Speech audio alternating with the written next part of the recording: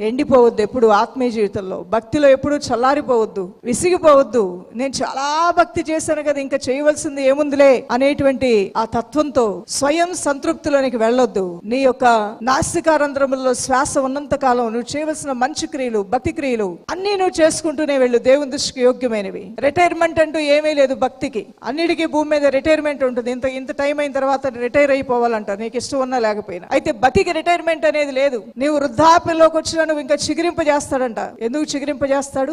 ఉన్న తరాలకి, రాబోచున్న తరాలకి నీవు సేవించిన దేవుని కూర్చున్నటువంటి నీకు దేవుడిచ్చిన అనుభవాలను మాట్లాడి కథలుగా వారికి, నీ పిల్లలకి, నీ మనవళ్ళకి, నీ మనవరాలకి దైవ కార్యాలు చెప్పి వారిని బలపరుస్తావని నీ ఆరోగ్యాన్ని ఆయన ఇంకా చిగురింపజేస్తూనే ఉంటాడు. దేవుని దృష్టికి యోగ్యమైన ఆ మంచి కార్యాలు నువ్వు చేయడానికి రిటైర్మెంట్ అనేది లేదు దేవుని బిడ్డ. నీ జీవిత కాలం అంతా నువ్వేం చేయగలవో అది చేస్తూనే ఉండు. అంతకన్నా పరలోకంలో 100 ప్రతిఫలం నువ్వు పొందబోతూ ఉన్నావు.